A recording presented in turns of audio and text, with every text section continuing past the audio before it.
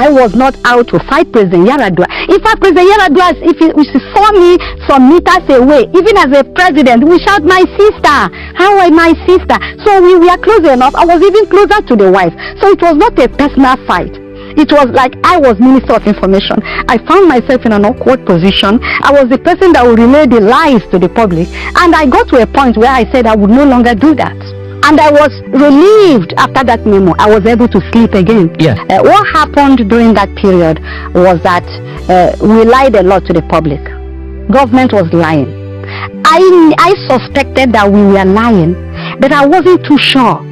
You see, when people tell you, because I was reporting the meetings, when they told us President Yar'Adua was playing with his children, the stories were not adding up.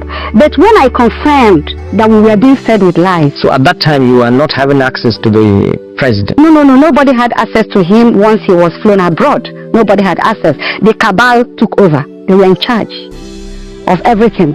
It was all the president said, Mr. President said. Even when you knew they were lying, you could not be too sure.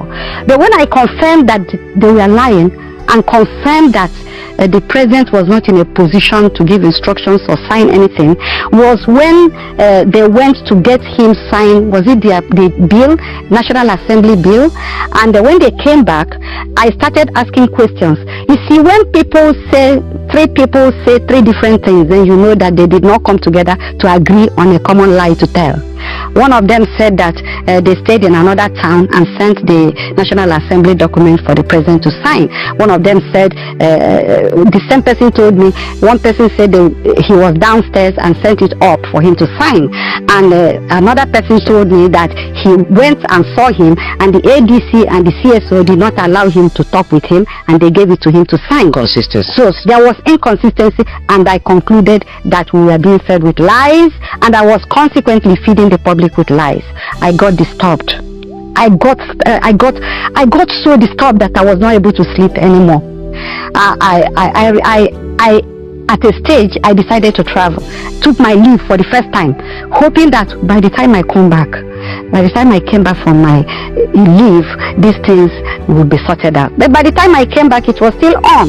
That was when, after the last council meeting, when the former Attorney General took over my job, and my face gave me out because I was in shock. I was looking at him in shock.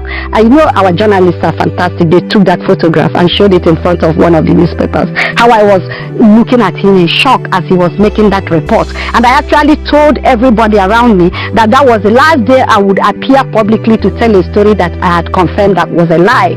And